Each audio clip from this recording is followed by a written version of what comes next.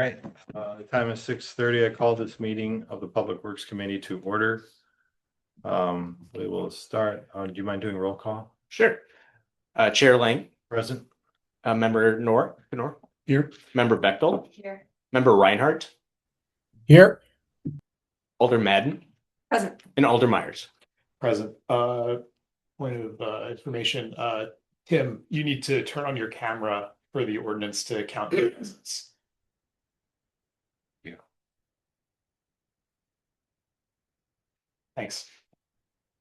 All right, thank you, Ben. Yep. First agenda item is the approving the minutes. We'll go through the April 27th one first, since we didn't do that in the last meeting. Does anybody from the committee have any edits to that meeting minutes? So hearing none, we'll approve those as they were recorded. And then for the meeting minutes for May 11th was the joint meeting with water utility, or I'm sorry, stormwater committee. I did have one edit on that. I was talking to Jim, the chair, last night, and he wanted a little more detail on the discussion regarding what the costs, whose responsibility the costs were for like infrastructure, stormwater infrastructure when they're connected to a capital improvement project. Okay. Versus everything else. Okay. So we had that discussion. I don't know if Sure. We can go back and flesh out those details. do you mind adding? Yeah. Yep. We can make those changes. Does anybody else have any changes for the May 11th? Okay, so we'll make the one correction. Yep. For then. All right, next agenda item is consideration, discussion, and possible action on water utility compensation structure. Ben? Yep. Thank you, Chair. I will take that. And obviously Mike Meyer, utility manager, is here to add any context and answer any questions as well. So in your packet, you'll see a memo that kind of goes through proposed changes to the water utilities compensation structure. So as has been previously reported, the water utility continues to struggle to retain field staff, which is placing a significant strain on day-to-day operations for the water utility. Knowing that there are retirements on the horizon, the need to internalize the institutional knowledge and retain new employees has become paramount. So this compensation plan, we believe, kind of rewards existing employees who are within the utility, and then also provides incentives for entry-level staff as they progress and develop their careers within the utility. There are three kind of basic pillars of the structure that we're proposing. The first is to create a tiered system within the maintenance worker classifications within the water utility. So this provides a monetary incentive for obtaining the required DNR certifications, as well as a percentage increase once obtaining that tier 2 level, which these qualifications are kind of laid out in the memo. There's also the option of providing a monetary increase for holding the DNR operator's license. So different staff there's different levels of DNR certifications that staff have to have and can then obtain, which would benefit the utility. And then we're seeking to reward those staff for taking that initiative. And then lastly, we'd like to increase on-call compensation. So the water utility is a 24/7 enterprise. Mike can attest to the amount of times that staff have been called in, even most recently over the weekend, multiple times over a holiday weekend. So recognizing that sacrifice that staff are making by increasing on-call compensation.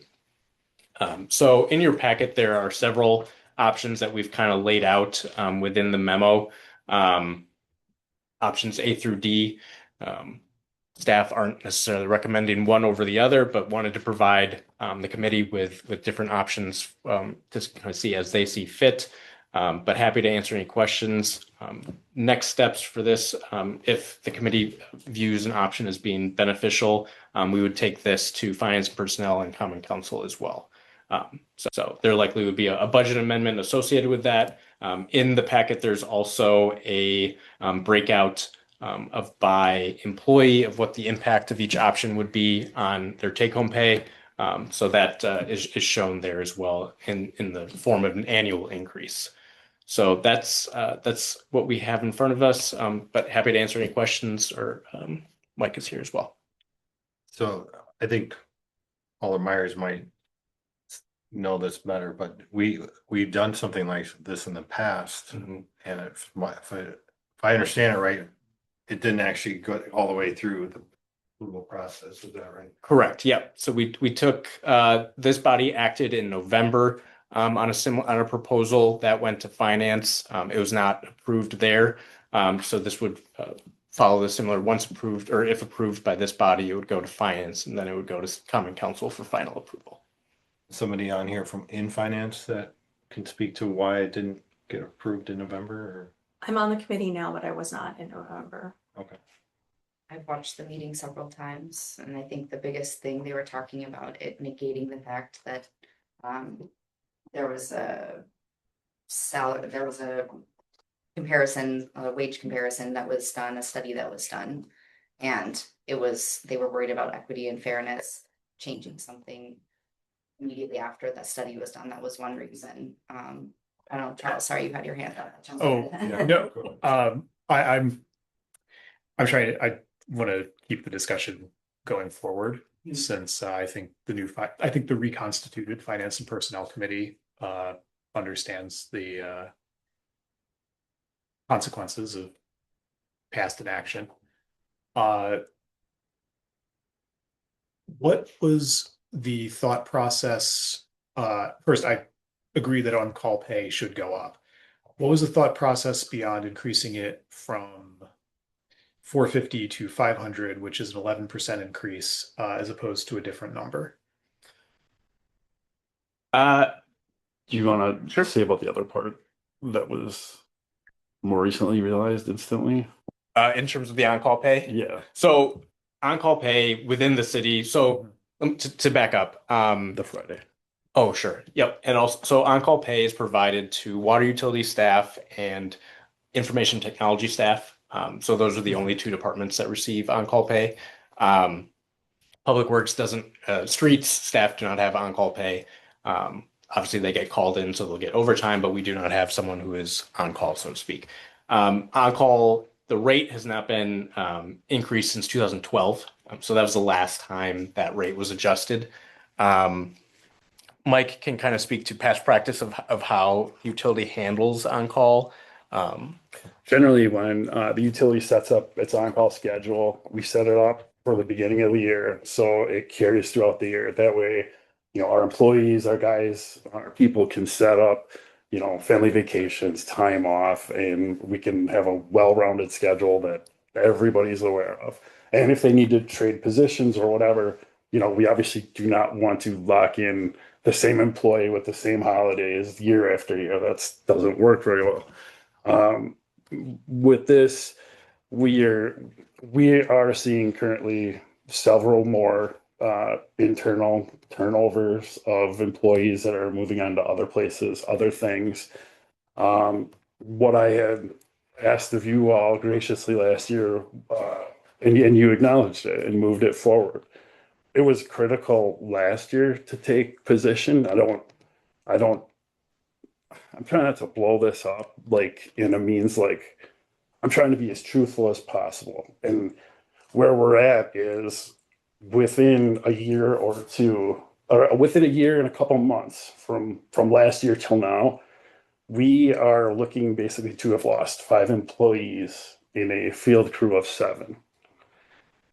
And it's the new people who are coming in. We have turned into other municipalities' training grounds, so to say. They come in, they get their certifications, they get their CDL, and they're suddenly way more appealing to outside sources that are offering more incentives, more money to go there. And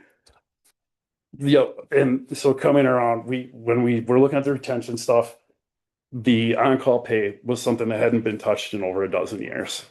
We were always competitive to on-call with other municipalities. They would actually compare us or call us and ask, hey, what's Middleton doing? Because we were kind of leading the way for that a dozen years ago. We're still doing well with that. The compromise that happened roughly 2 years ago when the city adopted the 4 10-hour shift change, it was agreed that there would be no monetary value exchanged during the water utility on Friday. Quick talk about what the 410s means for everybody.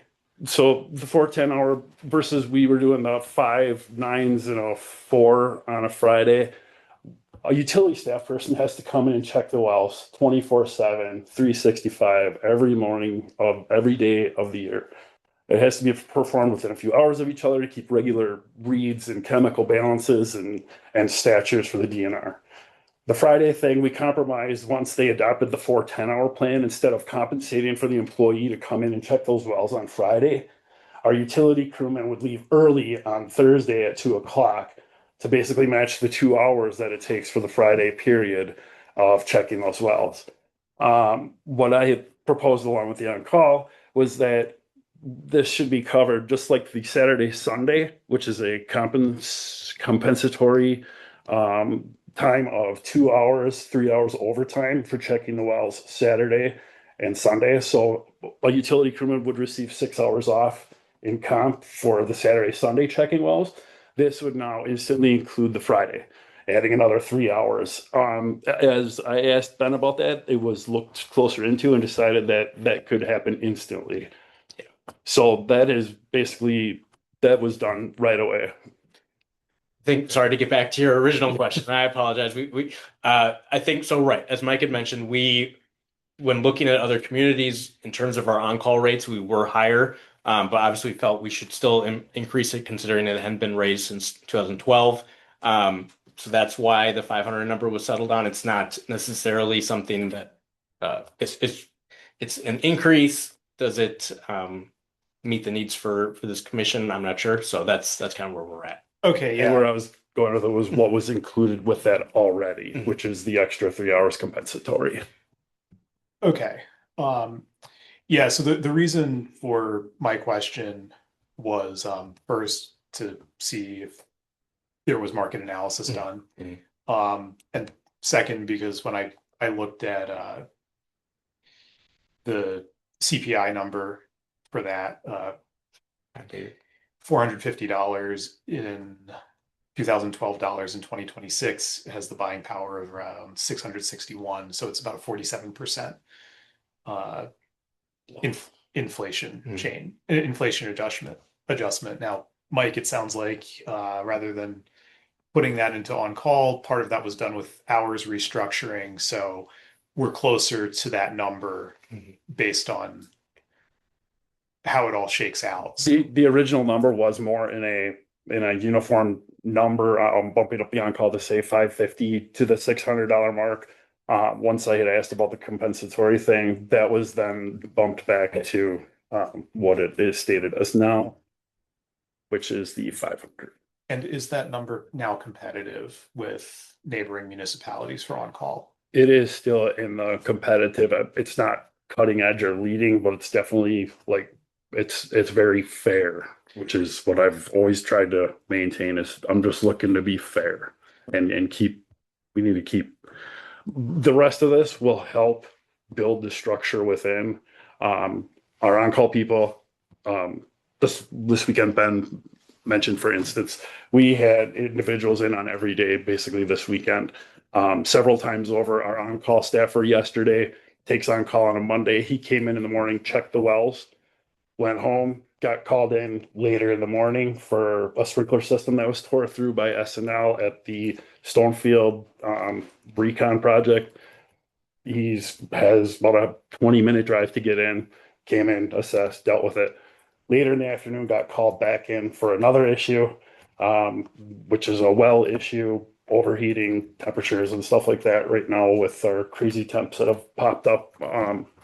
So to get back to you, Charles, yes, I think we're very competitive with the on-call situation. It's the other things where we've lost our edge, and I can explain why that is to you. Okay, yeah, I mean, we kind of went through a lot of this in November. we, And the committee was full support of this. Yep. So I don't think we're the roadblock here. I agree. All I need to hear is that we have a better chance of getting this approved this time. I don't think we need to go through the whole presentation again. Just to clarify, your salaries are paid through your utility budget, Correct. There's not the no, state general, no, no connection whatsoever. So it's totally independent of his staff. Mhm. I correct. want to make sure I understood that, and it makes sense. Mhm. That's, you should pay for yourself. But, So- yeah, Do you think it has a better chance now, Charles? It's something changed? I mean, I can't speak for other bodies. I just. Reason I'm asking these questions here is because I want to create as complete a record as possible. For other bodies. I know that we had this conversation once before and I hate to belabor the point, but I do think in the interest of creating a complete record, we should have it fully again.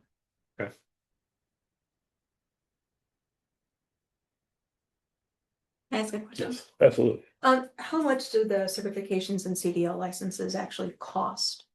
So the CDL, which is done in-house, luckily we had, and this is more on the Ben's said, one of these streets, crewman is actually certified as an instructor. That's something the city was proactive on, like, because generally speaking, if you were to go outside and get a private CDL now, which you have to do through a business, you can't just drive, get your temps and test out. You have to go through a certified driving course.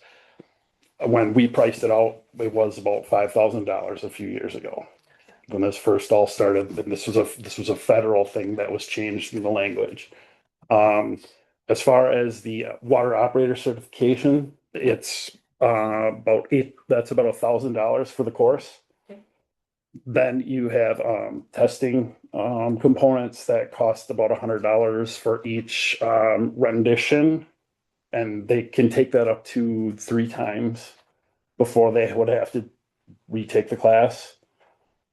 We haven't had anybody retake the class that I'm aware of. We have had several that need to do a retesting.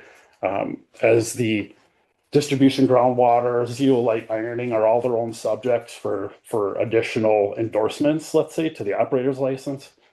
Our individuals or where individuals struggle is on the groundwater side, which has chemistry, math, formulas, and sort of distributions, more the hands-on pumps, pipes, welds, that sort of stuff.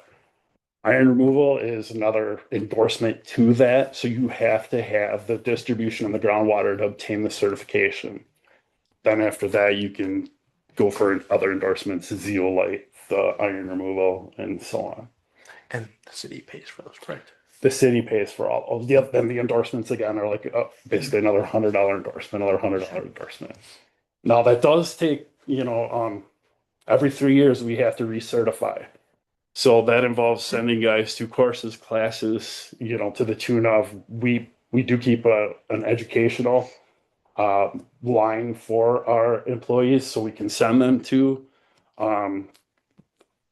online trainings, MATC type trainings. Plover has the Rural Waterworks Association. They put on a lot of classes, meters, cross connections, you name it, fire hydrant repair, distribution system analysis. But they have to obtain 18 credits in 3 years to recertify and stay in good standing. it's like any other professional society Sure. with Is that- continuing. CEUs. Yeah. Is that given for those exams proctored through the state, or is that through the Department of Professional Services? It is The DNR through the Department of Professional Correct. Services. DNR professional services.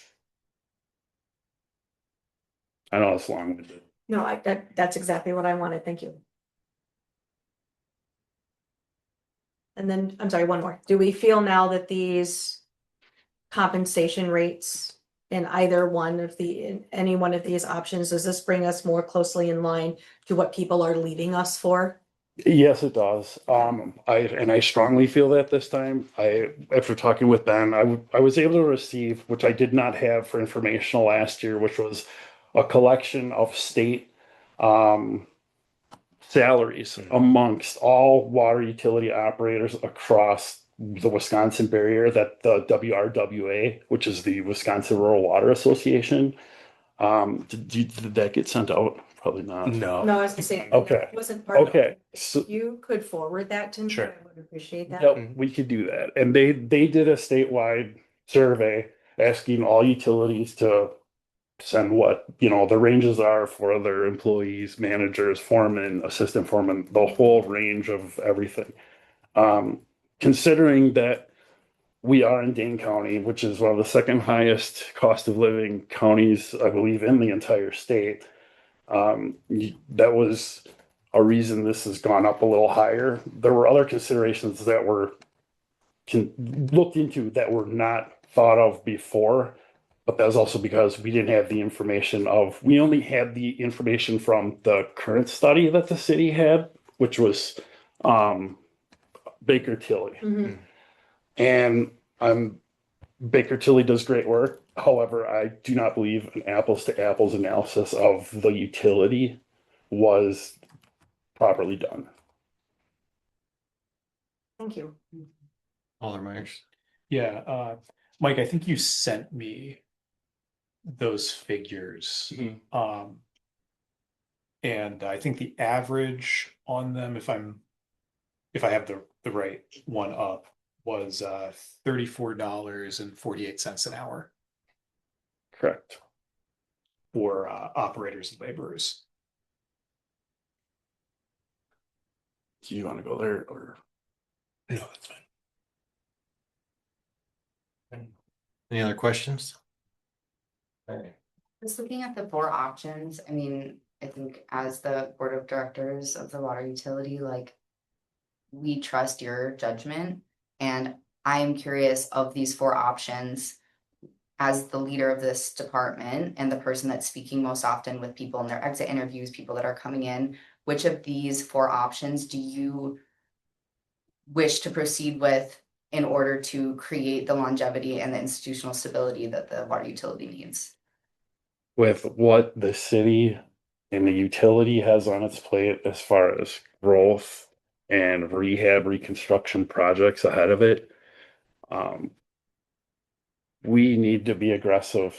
We can't afford the future of the utility is unstable currently.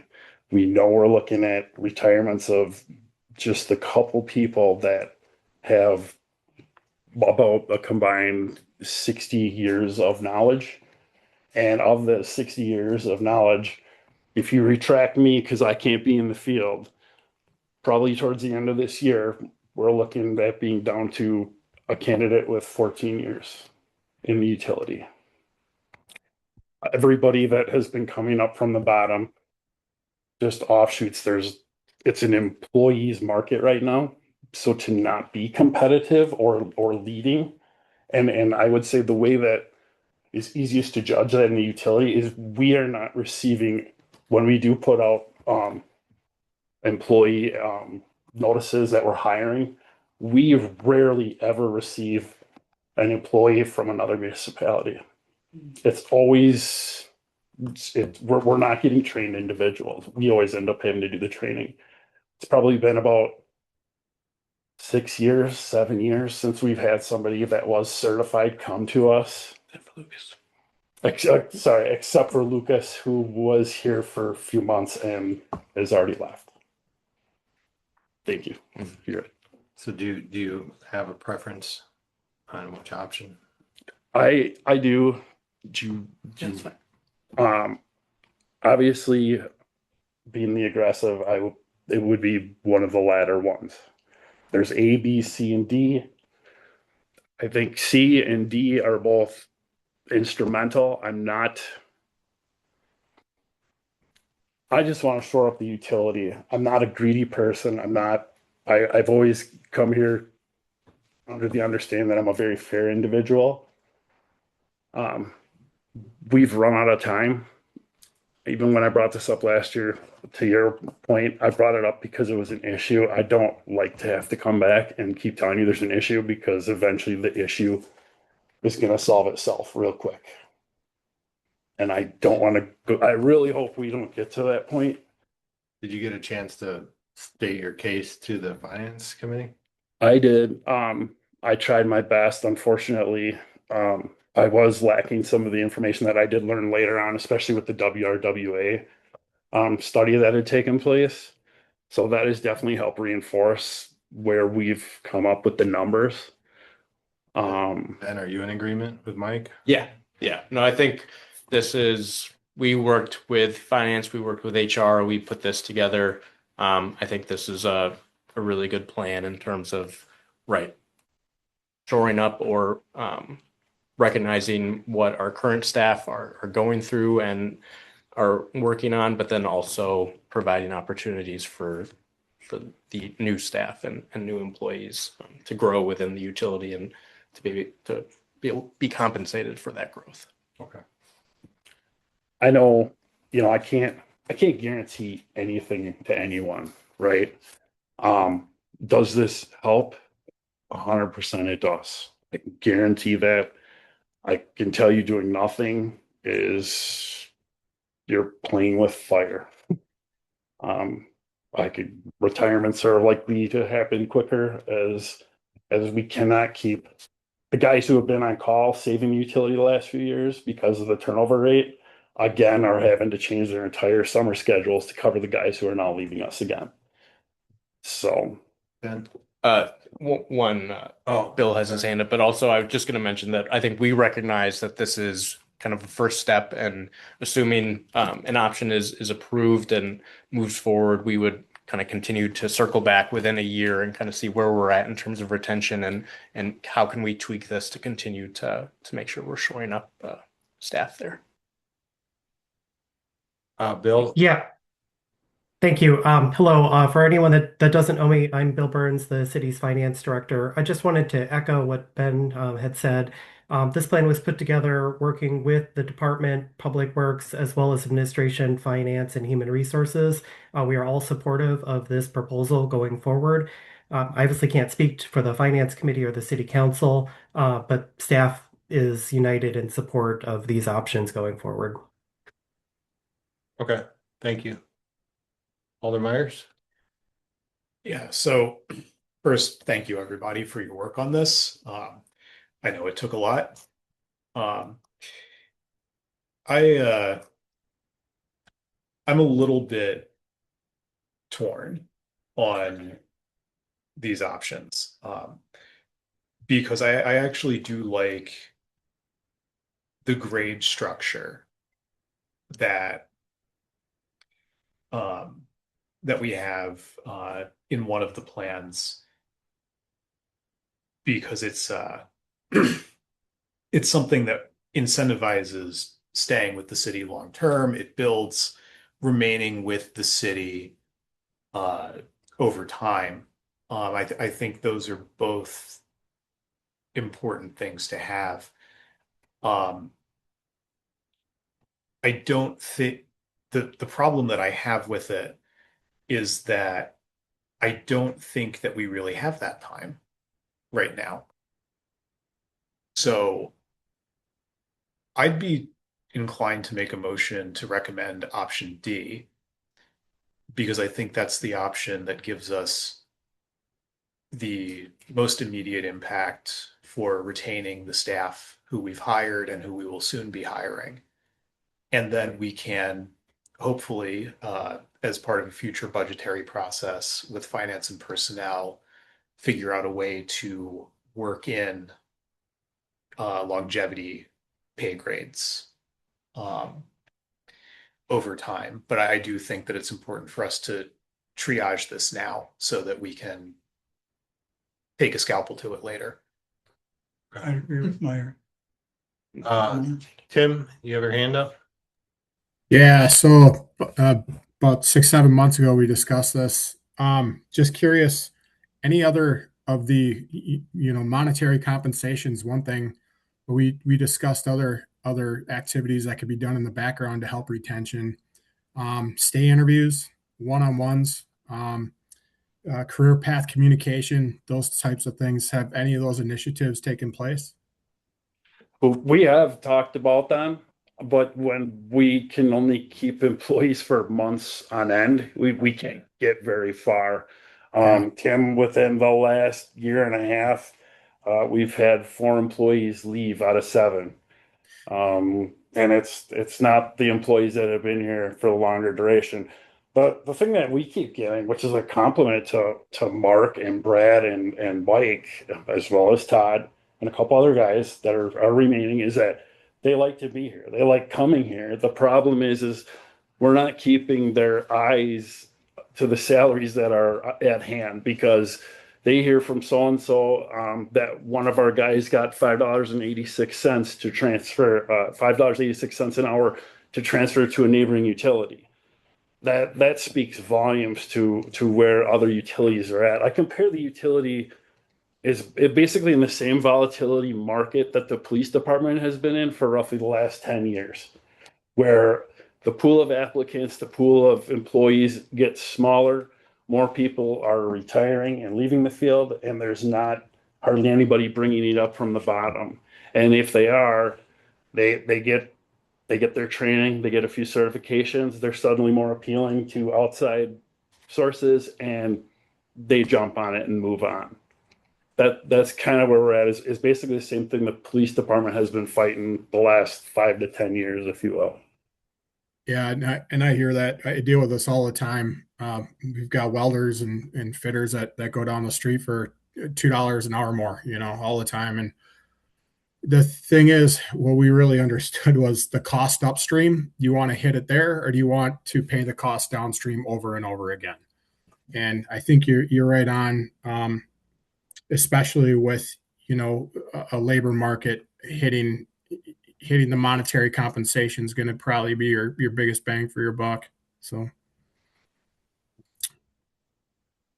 Thank you, Tim. Yep.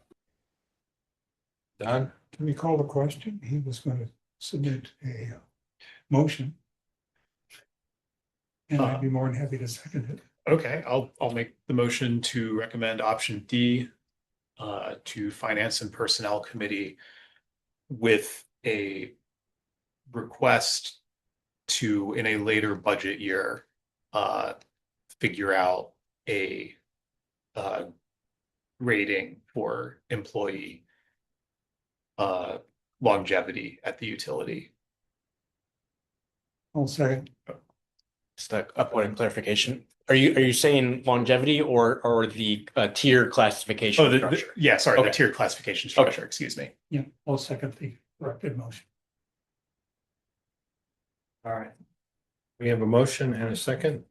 Mary? You have Make a something? comment? Yeah. Yeah, I think last time this happened, a version of this meeting happened when Mike sounded the alarm in November. And I know that he's received additional information as well as Ben. And Charles spoke at the Finance and Personnel meeting that followed that. I think as representatives, as boards of the director, or as directors on the board of the water utility, if anyone can come to the Finance and Personnel Committee meeting and speak on behalf of Mike, alongside Mike, and any public members that are interested in this, I do think that this matters because it has to do with providing our community with safe drinking water.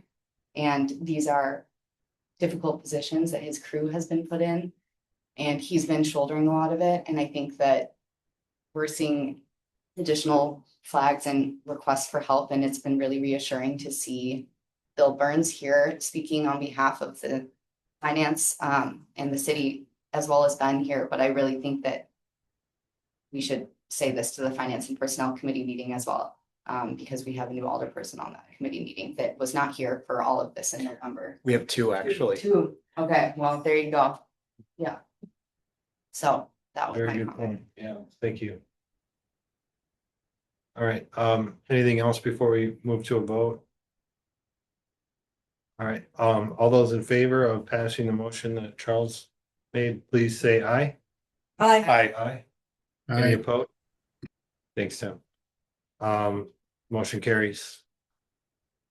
Thank you. Thank you. Thanks, Mike. All right, Mike, we'll do this. You need to. You really do. Yeah. I think Kim's gonna represent our point of view. Maybe.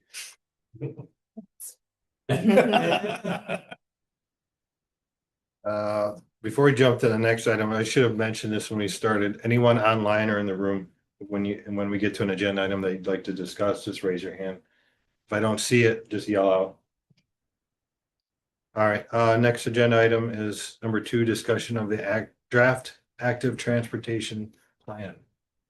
Thank you, Chair. We have Scott Heacock, Associate Planner here from our planning department, who's worked on this active transportation plan. Hi, everybody. Thank you all. I know we have a packed agenda tonight, so I will try to keep it presentation part of this brief. But in short, as many of you know, we've been working on an active transportation plan for the past year. And we have a draft put together that the committee has asked to circulate to other committees to get their feedback. So we'll start with, the broad question of what is active transportation? It refers to ways of getting around that prioritize walking, biking, rolling, and other human-powered travel, along with transit connections. In short, it means places that are designed and built for people, not just for cars. Some background on why we're here on the technical side. The city's comprehensive plan called for adopting and actively referring to an updated active transportation plan. So this is an update to the 2009 bicycle and pedestrian plan, which is the last time that we underwent this update. So 2 of the main things we wanted to accomplish here is being a supplement to the comp plan with additional policy actions and statements for this topic, and also updating the bicycle network map so that we have the latest and greatest version of the needs in the city for expanding the bike network, especially with a lot of major projects that have been completed recently. It was a good opportunity to do some spring cleaning on that. So as the process for drafting the plan, we started with a public survey to get some direction and feedback from the public on what they would like to see in this. Staff reviewed local and regionally adopted plans and ongoing initiatives so that we could do our best to summarize everything that's happening in the city. We collaborated very extensively between departments to review and summarize upcoming projects. Wanted to make sure that, in addition to being a plan for what we are planning to do, wanted this to also serve as a document for any member of the public, new committee members, new elected officials, if they wanted to get up to speed quickly on this topic. This is a document I would send them to say, here's what we have planned. Here are the things that we do on an ongoing basis. This is our approach to active transportation, so that a lot of these are hidden in different budget documents or different meeting minutes, and putting it all in one spot seemed very important, especially with how much this topic spans across different jurisdictions. We did a series of work sessions during committee meetings, and I want to thank you all for participating in 2 of those joint committee meetings. This is my favorite picture from one of those, where we all got around a map and drew on it with spots that seem to be problem areas and different ideas for routes. And we are planning when we have a draft, or after we get all the committee feedback and we bring that back to the Ped Bike Transit Committee, we are planning some additional public input with open houses and a public survey to get feedback on all of the initiatives the city is doing and plans to do in the near future. The plan starts off with, why is this important? Active communities are more sustainable, equitable, affordable, they're healthier, stronger economically. And one thing that we want to make sure that we don't lose sight of is they're just more fun. It's really nice when a young family can go biking to the local park and spend time. The plan next goes through a couple of major project highlights from the 2009 plan to now, including a high-level overview of the missing links that have been completed during that time. The proactive path design through new subdivisions, which is a bit wordy of a title, but one of the really cool things happening in the city is through 4 different subdivisions on the north side that have all been developing at different times. We're really stitching together a really high quality northern section of a loop throughout the city. That's been able to be done because we've been requiring the paths to be designed at the time of the development rather than trying to retrofit them in after the fact. Also provided a highlight of the Gammon Road Diet. That was one of the major initiatives that was envisioned in that 2009 plan. It was implemented in 2014 in conjunction with the road resurfacing project there. Not just Gammon, also up Park and High Street as well. But this is a spot where it's makes for the best before and after picture. And then anticipated in 2027 is an underpass under Century Avenue with reconstruction of that bridge. That removes one of the few remaining at-grade crossings for the Creek Corridor path, and that would lead into the new trailhead that is planned in that location.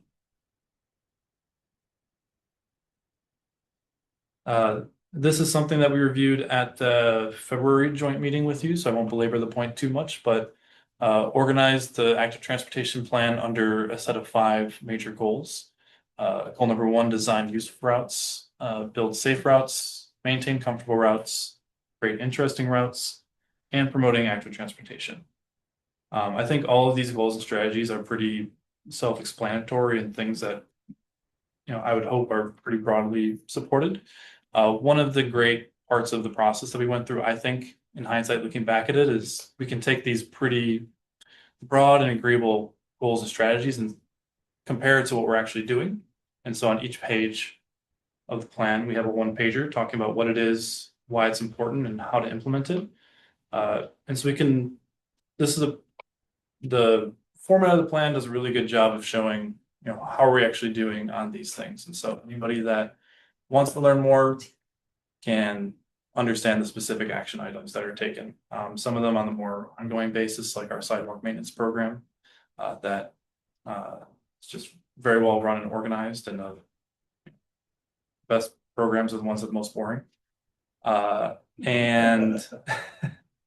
I won't belabor that point too much, but this is a way to really audit all the things we're doing, and by and large, I think we're on a good track and need to stay on top of the ongoing efforts that keep the city moving forward. There's a lot of maps in this plan. We don't have time to go over all of them today, but I wanted to highlight a couple of them. The first one is the bicycle network map. That was the product of those joint meetings that we held between Public Works and Planning, and Ped Bike Transit. This identifies the priority of future paths throughout the entire city. I want to particularly thank Daphne Shu on our planning team. There was a lot of time and effort that went into updating from past ones. We never really had a true GIS layer of the future map shared use paths, so this helps make it easier for plan reviews to be able to check against this map. So whenever new developments come in, we can know that this is an area that's important for bicyclists, and we need to make sure that we're thinking about that as we approve developments. During that initial public survey, one of the questions was to point out different areas in the city that are particularly challenging. I will note this happened before the Century Allen project occurred, hence why there's a very large red dot there. We do plan to ask this question again now at the end of the process, so it'll be interesting to see how things have changed from then to now. This provides a really great anecdotal understanding of where residents are seeing the biggest challenges throughout the city. And as I've been talking with Ben about various projects, this will be a really great resource for Public Works as different projects are happening, or as we do the traffic safety screening, to spot check, gut check, read more in depth on those comments in those areas to understand what exactly the concerns residents have about the spots nearest them. Additionally, the Parks Department has been very hard at work with documenting and putting data to the question of the maintenance of our trails. This is a preliminary map. They have a pretty good handle on the paved paths right now. Those degrade in a pretty linear fashion, similar to the streets. And so they are putting together prioritization of that. They are close to completing the unpaved sections and are also working on bridges and different structures like that throughout the city. But the goal is to set up a long-term capital improvement plan for the paved path, or for for all the paths throughout the city, similar to how the 5-year streets plan works. So it's really database, it's comprehensive. We're looking at the entire city as a whole. Yes. Sorry to interrupt, but have you talked to Sean Ulsrud yet? Yeah. Yeah. Yeah, Sean has been very involved in helping Kylie and Parks team on putting that together. I was gonna ask, how do these paved paths get refurbished now? Are they in the capital budget? There's no set long-term capital budget for them. It's on a pretty ad hoc basis. Okay. So some of these are in really bad condition. For example, the Esser Pond path, I went over there to take a picture and it was literally crumbling under my feet. Is that the one by Yeah, and then the entire North Fork is in one of the worst conditions as far as a long stretch of the system. And in particular, the Costco leg is in pretty rough shape as well. So a lot of needs. There's been a lot of deferred maintenance on these, and that's something that, as I've been going to other committees, that's been a huge highlight that we've heard back from committees as well as in the public input thus far. Sorry, this is might be a little far afield, but have you considered writing into the TIF path maintenance? TIF can't be used for maintenance. If it's a reconstruction, I think it could. But yes, that's something that I know is being considered. A lot of that area where it's the worst is within the half-mile boundary. Yeah, that's what I was looking at and thinking that's a reconstruction candidate. That's not maintenance. So Yeah. And yeah, the maintenance versus reconstruction piece of the capital improvement projects is something they need to get their arms around as well. And then the plan ends with a couple of appendices. The appendix A is a narrative description of that bicycle network map. It started out as my notes to myself of all the reasons for certain segments or various things, and it turned into something helpful. So formatted up into an appendix. Appendix B is the best practices guide. This is something that we reviewed jointly with the Public Works Committee at the October joint meeting, as well as I want to thank again the Public Works staff for doing a lot of work and helping us look through that and review it. We try to take some regional standards, looking at the NACTO Urban Bikeway Design Guide for standards, and simplifying it down and making it readable so that our planning team and other folks throughout the city can have a shared set of this is what we would expect from different types of facilities. Then lastly, Appendix C, a summary of potential funding sources of different grant sources and such that can be used to help fund all of this. So on that note, open for any questions and comments that you have on the active transportation plan. All the mayors. Scott, thank you for your extensive work on this with Daphne and with our public works staff. This is a great document. I'm looking at strategy 2B, improve safe routes to schools. Ben, if you wouldn't mind bringing that up. Oh, I can sure. Or Scott, sorry, you have the screen. Do you have it up? Oh, It might actually be easier. I don't have it up. Oh, well, one of us brings it up. Sorry, there's some draft language I'd like to insert, and it's just easier if we have it up on the screen so everyone. Yeah.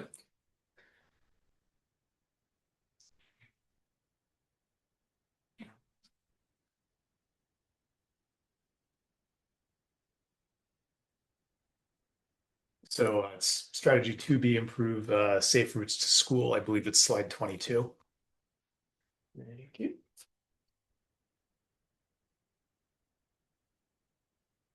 Yeah. So I would actually like us here in sentence 2 of why it is important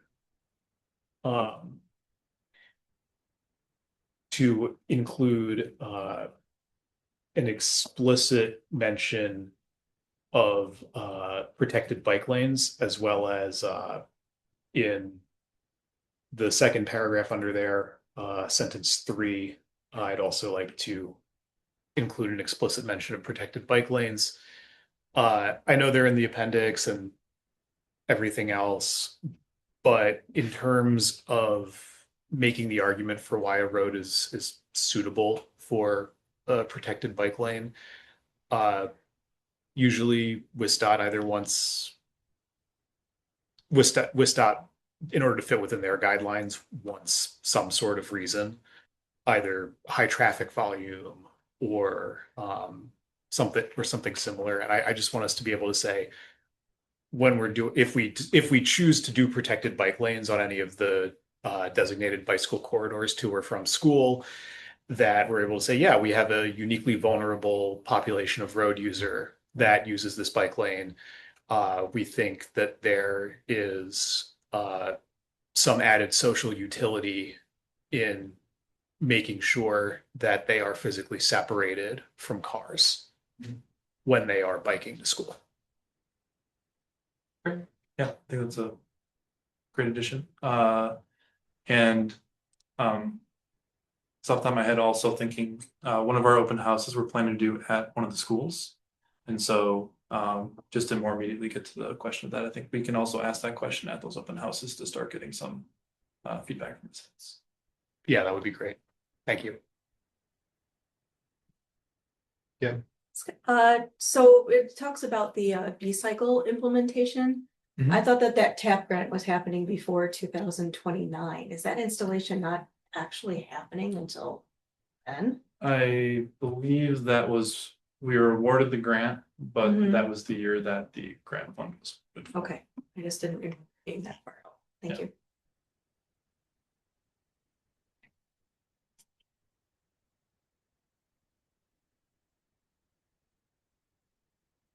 So you're looking for feedback from our committee at this point before Yep. this is finalized? Yep, looking for feedback. I'm going to summarize all of the feedback that we receive at every committee meeting for the Bend Bike Transit Committee to review. And then kind of collate all that together into the draft for the open houses. Okay. My only feedback would be on the transit.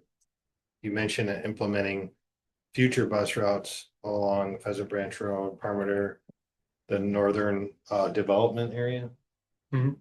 But I don't see it shown on the map that there could be future like bus routes Right. along this. I don't know if it's meant. So that map is meant as just looking at our existing bus routes and Okay. just what are the land uses around them. Which is kind of a wonky backwards way at a transit oriented development. Generally speaking, one of the takeaways I had from that map is most, if not all of our mixed use areas are within transit corridors, which is really great. And that was a good kind of check of exactly within that quarter-mile distance that people like to walk, but no, we don't have a map that shows any specific routes for future planning. This idea actually came from an email Ben forwarded about a transit planning grant of as we were talking about, trying to map out exactly what a future route would look like. The comp plan has some general guidance on that already. But to do it thoroughly and put it on a map, I think it would be good to go through that planning process that the grant could help us fund, doing it properly to make sure that we're looking at all the needs throughout the city for our transit planning, if we're going to readjust the routes. And also recognizing that we just redid the routes a few years ago, and I know Metro Transit is not super keen on redoing those once they're set in place, so that might be a bit of time off. When does that discussion include increasing the frequency of those stops? Yep, that would include looking at frequencies and such. Don? So there's no defined or even estimated costs associated with this plan. In my mind, you can't have a plan without knowing what it's going to cost. And I know that costs at this point might be plus or minus 20% at best. But in my mind, that's important because people will look at the plan and say, this is great. Why aren't we implementing it? Well, reasons most of it isn't implemented is because of costs. So that to me is a miss here, and I don't know how you do that and where you even put it in the plan, but there's so many things going on here and not knowing what the costs are, people will get excited about it and then wonder why it's not moving faster. Sure. No. Yes.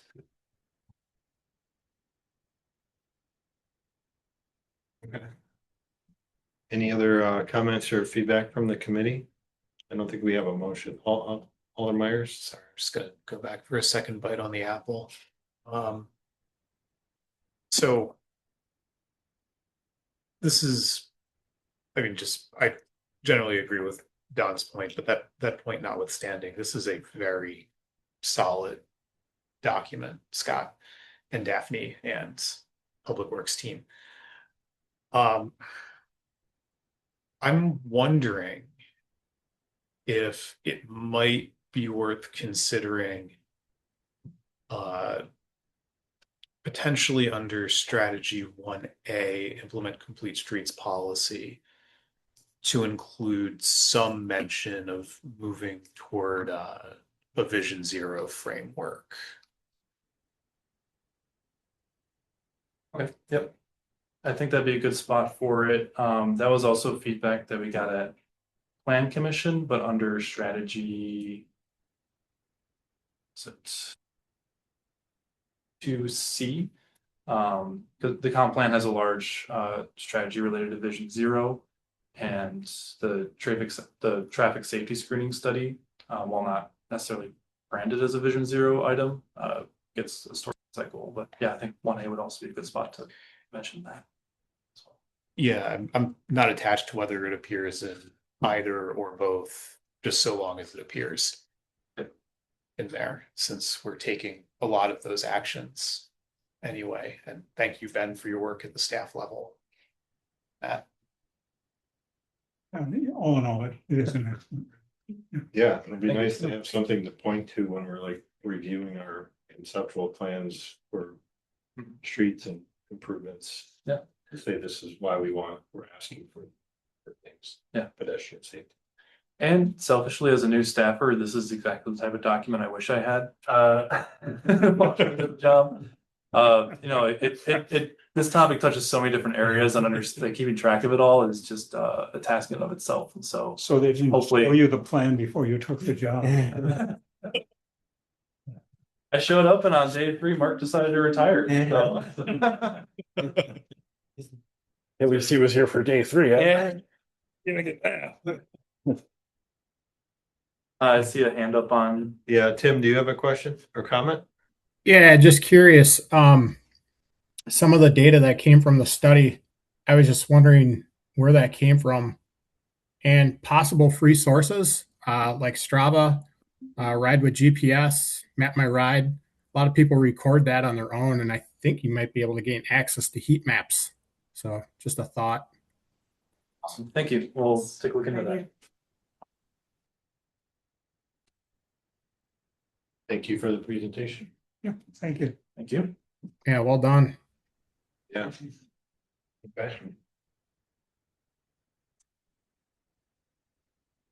Well, let's see. Should we do one more agenda item before we take a little break? Or... Let's take a break. It's going to be a minute. Okay. Right. We will take a 5-minute recess, return at 7:33.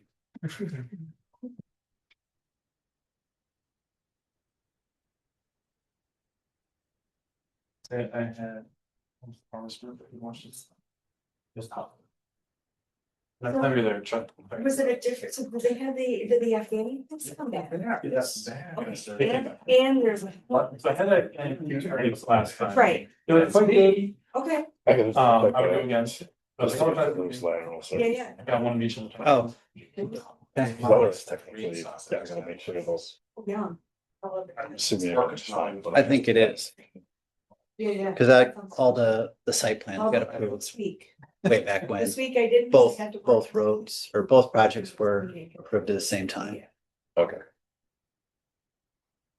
I kind of figured. Yeah. Because that's when I got some advice from Sean Stelsky, and I decided to let planning talk me into something else, and now I'm suffering. I don't want to over promise and under deliver. Well, you guys can put laterals in tomorrow if they're not I there. think that's a standard. I went there a couple times. No, we have a water main. Oh, no, where? One of those things I just. To get out. I didn't hear about that. Things have to. grow. This morning. Oh, there's a lot Right of on the gate, produce that's- along with the other adventures from last time. Sure. Yep, Jolen's been running a lot The of social media. and Gilman's stuff. Run came in Saturday night. That was to they want to keep factors down for several weeks. They had a hellacious sewer backup. Jolen gets all the credit. She. They know it's. Our first night market. It's Thursday. I am really looking forward to that. That'll be cool. Yeah.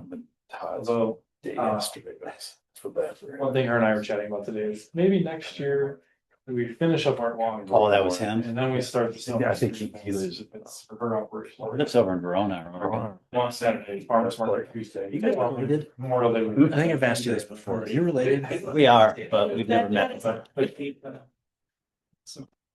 didn't think Red Center was that popular.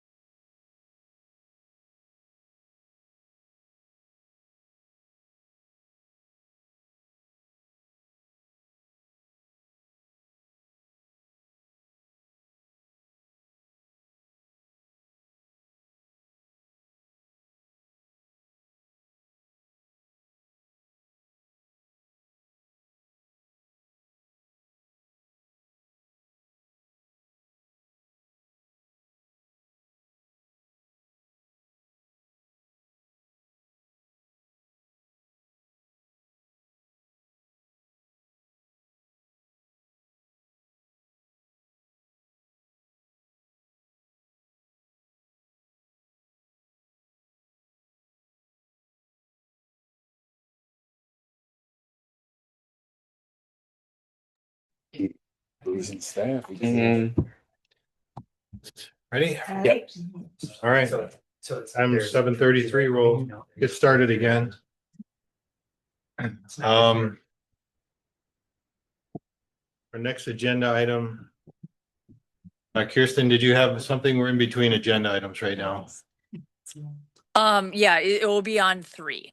I would just like to make a public comment on 3.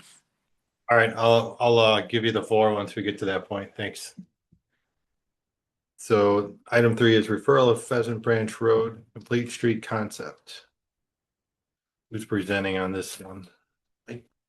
I'll let Scott at least introduce it and then Alder Opitz. Yeah, so the Penn Bike Transit Committee had 2 meetings where we reviewed the draft of the active transportation plan prior to the public open houses. At the May one, Alder Opitz presented this concept. And generally the Penn Bike Transit Committee was favorable towards it and wanted to circulate it to other committees for review. During the meeting, I noted that there was a bit of a tight turnaround with this going into the open houses that we were going to hold. And so during that meeting, the Ped Bike Transit Committee's recommendation to staff was to, set this as a separate standalone initiative to continue moving forward. We want to get comments from the other committees on it, but not necessarily specify it in the active transportation plan. The active transportation plan doesn't preclude this from happening. In fact, a lot of those strategies and goals would support something like this. Although, as we talked about a bit earlier with the maintenance improvement program, that is something that, as staff, I would recommend that we look at maintenance, including trail surfaces, on a more comprehensive basis throughout the city, versus kind of a one-off ad hoc approach, trying to treat it similarly to the 5-year streets. So with that, we ended up, council referred this to the committees as a part of the active transportation plan, was part of what that included.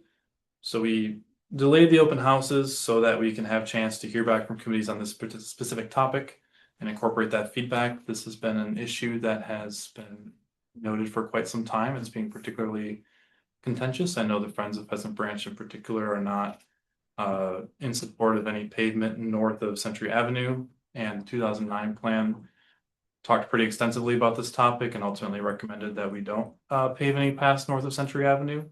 That's not to say that plans can change. That's the whole point of updating the plans, is to bring new thinking to it. However, given this was a pretty, likely to be controversial change, we wanted to make sure that we had adequate time to get input from other committees on it for your input, thoughts, and how best to incorporate it into the active transportation plan. So with that, I know Mark probably would like to share the concept itself. I'll stop talking then. Mark, do you want to take the floor? Sure, but I also want to recognize Kirsten at some point. I think she wants to address it as well, but I'll give a quick overview for why I'm proposing this and why I asked the council to refer this. First of all, I want to respect the process that the city has been following under Scott and Daphne's leadership on staff. I very much appreciate the work they've done. I've been very impressed with the product. The reason why I propose this as the new alder for District 6, Pheasant Branch Road borders my district. And back in 2004, 2005, the council actually went on record when there was a question about what to do with Pheasant Branch Road prior to the surfacing project. The council took the position that they wanted to retain the rural cross section. In 2009, as Scott mentioned, the bicycle pedestrian plan, which obviously worked on when I was on staff, basically took that policy position from a few years earlier and incorporated it into the plan. However, in 2022, the council adopted a complete streets policy. And Pheasant Branch Road is in no way, shape, or form a complete street. And when I saw that Appendix A, as Scott mentioned, he had some notes for missing links in Appendix A, I felt like that's a timely opportunity to mention Pheasant Branch Road as a missing link, which currently it is not included that way in Appendix A. So that was really my main concern and why I brought it up to Ped Bike Transit. When from that discussion, when they felt the timing was not right because it was a little late in the process, I felt it would be far more transparent to raise this concept that I had and that I put together and have that be discussed and incorporated into the plan if that's the will of committee review and Ped Bike Transit. It's far more transparent to the public to raise it before we go to public meetings than it is to bring it up as a result of public meetings. So that is why I took the step that I did as the representative of District 6. I reached out to District 7 Alder, who shares the other side of Pheasant Branch Road, David Warman. Also, I reached out to the Friends of Pheasant Branch in early May and let them know, Hans Hilbert, that I was proposing this. So I've been trying to be very transparent about this. I feel strongly that safety along Pheasant Branch Road is a serious policy issue for the city. I knew the person who died in the early 2000s was hit by a jogger. I'm sorry, he was a jogger, he was hit by a car on Pheasant Branch Road. I didn't know him well, but he was the father of a preschool classmate of my kids. And that was, to my knowledge, the last fatality, but we don't obviously want any more incidents. And as Red Tail Ridge grows and adds the connection that you're going to be discussing later in this meeting, we're going to have more and more pedestrians and bicyclists connecting to Pheasant Branch Road. So I feel this is a crucial issue to at least have a discussion about. And I see an opportunity with the Appendix A missing link section to at least touch on this issue as a key issue. Even if there's no resolution about how to address it, it needs to at least be discussed in the plan. And if Ben could quickly pull up a couple items I sent you today. And I recognize you have a packed agenda items meeting, so I don't want to get into this too much, but just to supplement the GIS layer, please. Yeah, Luke is going to share it. Oh, Luke's going to share it. Okay, so the corridor that I've suggested, it's along the western edge of the Conservancy. And what a lot of people may not realize is that the West Trail, especially the northern, I'll say half of it, the West Trail and the Conservancy actually follows the Pheasant Branch Interceptor. So the bottom part here, you can see the green, it's actually on the west side of the creek there. The trail is on the east, so this is not where I'm referring, but right there, once you go further north, right at the edge of the green, where it's shaded in green now, you can see the green line following the trail. And that is actually, the reason the trail is there is it's a sewer maintenance route. And Mike, I don't know how often utility is there on that route, but the whole reason why that trail exists is because a sewer interceptor was put in. And I just think that's an important point, that this is, I respect the concerns of Conservancy advocates who are concerned about impacts on the Conservancy, but we have a relatively flat alignment parallel to Pheasant Branch Road that seems to me to be a much more cost-effective and flatter route instead of widening Pheasant Branch Road, which, and I don't know if Luke and Ben had a chance to look into any design that was proposed 20 years ago, but I would imagine the impacts of widening Pheasant Branch Road, especially on the eastern side of the bend, would be far more expensive and have greater impact on the Conservancy than improving the trail. So with that, I will pause my remarks. So yeah, thank you for the opportunity. Kirsten, do you want to take the floor for a little bit and share your comments? Sure. I'll keep this quick, and much of what I'm saying is going to follow along Mark Opitz. And I'll just say this since I'm not a part of the committee. My name is Kirsten Klockner. I'm on 3414 Valley Ridge Road, and I am the vice chair of the PED Bike Transit Committee. As we adhere to complete streets and adopt the active transportation plan, I think that this corridor has to be addressed, Pheasant Branch Road, to make it safe for all vulnerable users in a year-round fashion, meaning we need to be able to get kids to school safely year-round. Pedestrians, cyclists, this is not just about cyclists. My concern is that this is going to be tabled or pushed aside because Friends of Pheasant Branch is not comfortable with this, and I do understand their concerns. I want to share my empathy, and I do understand why they are concerned. But I'm really going to urge all of the committees and the city to not push this aside and table it, because we know what happened. We know what happened with the North Mendota Trail when the city did that. We don't want to leave this whole community in Red Tail Ridge as an island that cannot have their kids get to school safely, or people get to work safely if they work in downtown Middleton or downtown Madison. So I'm just really going to urge all committees to not just listen to one group of people, but to think about vulnerable users as a whole. And for year-round commuting options, we need to figure, as a city, we need to figure something out. from that north side to connect to Middleton as a whole and also Madison. Thank you. All right, thank you, Kirsten. Whichever, want to go first, up to you. Mark, I like the concept. It's great, but Ben, what's the long-term plan?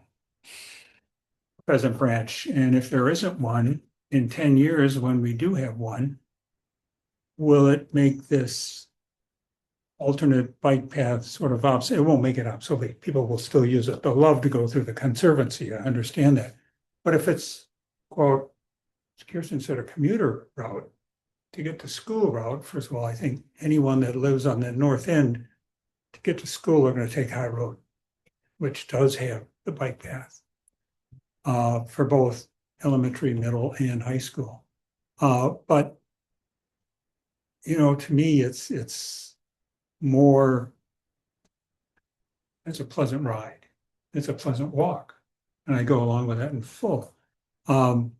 The other concern is I noticed that water resources isn't included on this. If you put a asphalt trail in, it is going to affect water flows. Mm.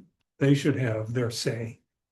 And I say that because I'm on that committee, but I know that the committee chair and everyone else on the committee would be concerned about it too. So I think they should be added as a review authority.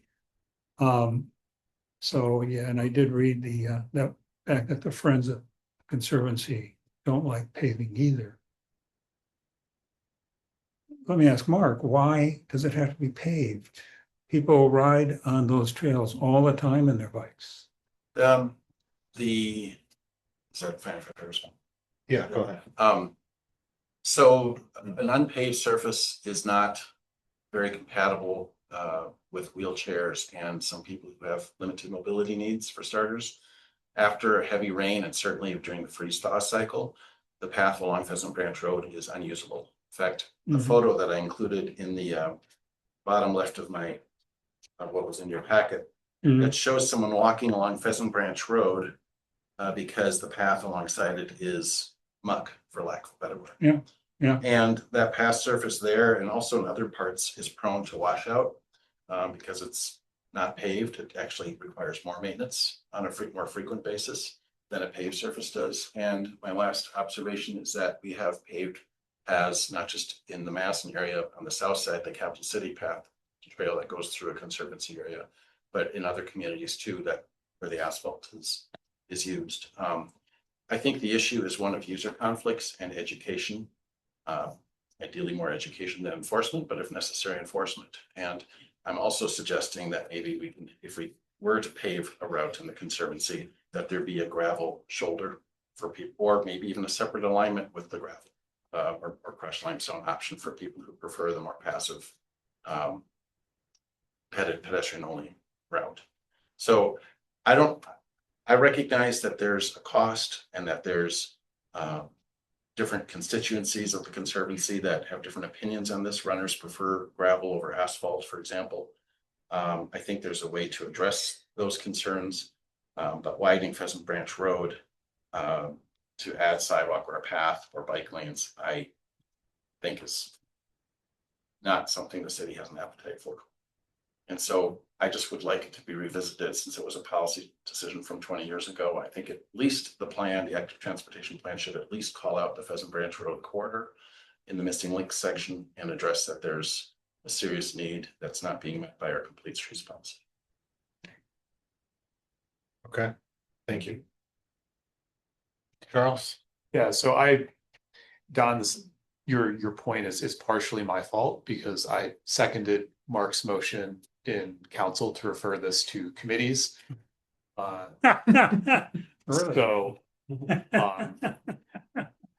I'm sorry. We should have included water resources management in that list, and I hope that committee will take it up. Mike, I have a question for you. It's about the utility easement specifically, and the servicing of the utility there. To what extent is the boardwalk called for in part of the plan incompatible with the vehicles that the utility would send to service that area? Because we may need to revisit that if it is. So when we're talking about the main line sewer, the truncation, that's a large sewer that goes through there, roughly anywhere from 18-inch to 24-inch. Big stuff, big flow, big problems if there is. We need to be able to get to those areas with our Vector.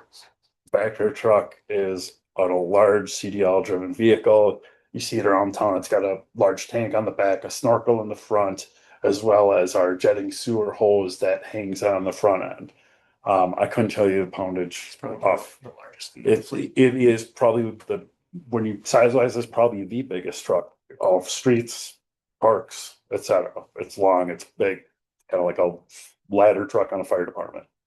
That being the case, obviously we have to have solid ground, well-maintained areas to get to with that.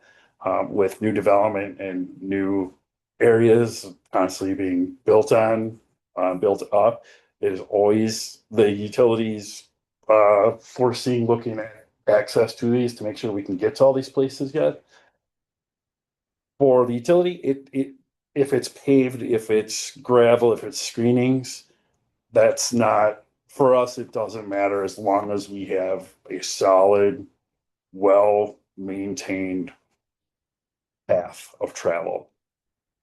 So I have a question for Mike. Isn't that's a sewage interceptor? It's not clear water. It's long. No, it's not. And thinking back to when that whole study was done, it must be 20 years old at this point, That could be. if not more. I mean, I know it was in long before I retired at 13 years ago. Yeah. So yeah, it's pretty old. I mean, and that was a lot of what has become the bike trails around and through the city. Basically, the entire Branch Street corridor, everywhere that a path or a travel necessity for bikers and walkers was originally established there for the utility service and getting through and being able to maintain that and those metropolitan lines. Okay, so sorry, can I? Yeah, I was gonna actually say, going back to Charles, because you still have the floor. Yeah, so I'm based on your description of the vehicle and what I know of Wood's holding power, I'm gonna go out on a limb and say that the boardwalk would not survive contact with and so I just Removable sections. but there are ways to address that. But just and Mark, I'll yield in a moment, I promise. Because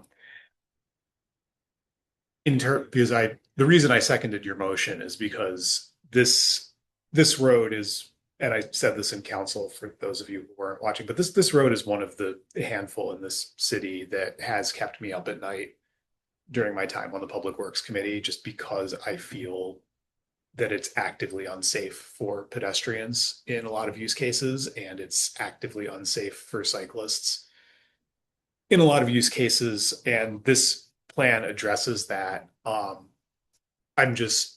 When we're talking about appropriating money for this, and ensuring that it functions as a path based on the gross vehicle weight of 60,000 pounds. 60,000 pounds, that we're going to be theoretically at some point putting on this path. We may have to take additional steps in preparing the base of the path that we wouldn't necessarily take for an ordinary path otherwise. Every single time that we put that vehicle on it, we're best case scenario damaging the path, and worst case we're making it unusable. There are limits to what you can support with simple asphalt and with a simple ordinary path base preparation. So I do want us to be cognizant of that as we're planning. I'd love to see this in the active transportation plan. I just Mark, your estimate may be a little bit low and I'm happy to address your concern. okay, There is no, if you can pull that the map up again, please, Ben. Alder Myers, I'm happy to say that this is not an issue. The only section that would need boardwalk is directly along Pheasant Branch Road, where the road itself is the route for any heavy vehicles. The segment from Whittlesey Road south to where the sewer interceptor departs the path alignment, no boardwalk is necessary along that entire segment. And we do actually have it's a dead end section. I was wondering how you get down there. Yeah, Actually. yeah. We drew out very early on with development and stating that we have to maintain access with the vector there. You can come at it from two sides, basically. okay. And so actually Mike, what you just said is a question I had, and this is great that you're here. If you can take the arrow right there, if you go just west, just slightly where you were, just the corner, the 90-degree corner where you just were, Ben, or Luke, I'm sorry. Yeah, right there. From there south, how do you service that sewer interceptor route? Luke, Because there's no path. Luke, would you pull up the sanitary sewer?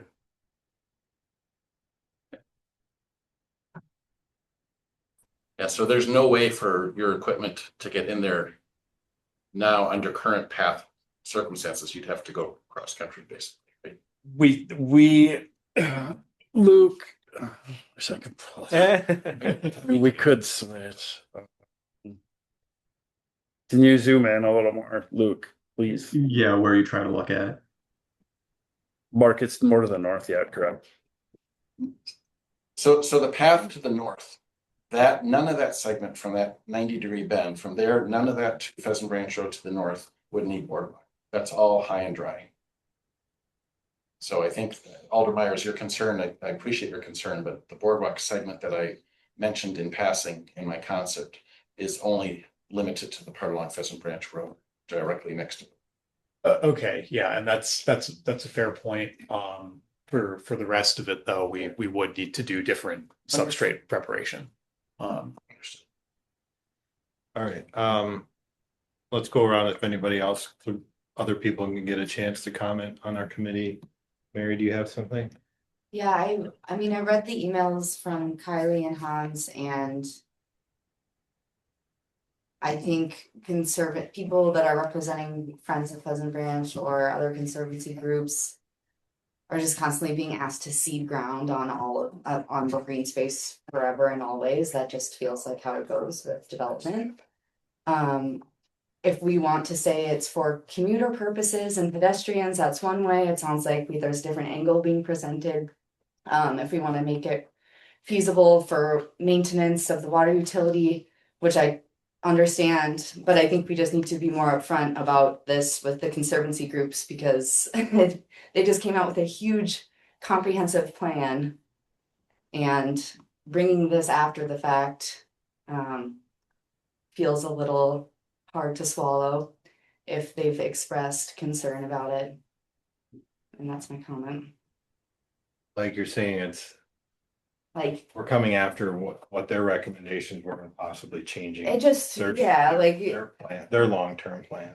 if we're gonna have a full stakeholder conversation, then we have a full stakeholder conversation, I think, including an active transportation plan, and being honest about the idea of this being a commuter focused path, or if we're gonna do water maintenance, just whatever it is, this is a natural habitat, it's a conservancy. So who is speaking on behalf of the habitats that are being protected in the conservancy? This group is not conservancy land, so I understand that. I'm the liaison to conservancy lands. We have a meeting on Wednesday, and I'm sure that we will talk about this. It's on June. Yeah, in June. and I referred to it Yeah. specifically. So, and I know that we will talk about it, but I just I think when you have these really big documents, everyone puts a lot of time and energy into, and then there's the edit after the fact, that happens and plans change. And I understand that is how the world works. But if this is something that's keeping people up at night and it deserves a look, which I mean, I use this trail a lot, and after a rainy day, biking on it can feel unsafe, and I understand that, but it's also a conservancy. So it's not supposed to be a completed roadway in my head. Good point. Yeah, thank you.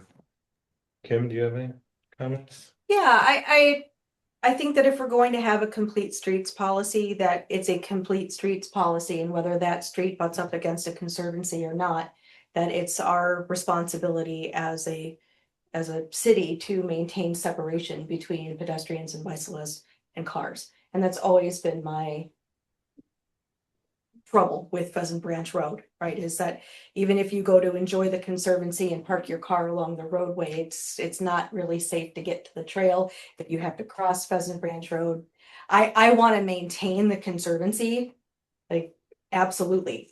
But I want that conservancy to be accessible in a safe way to as many people as want to enjoy it.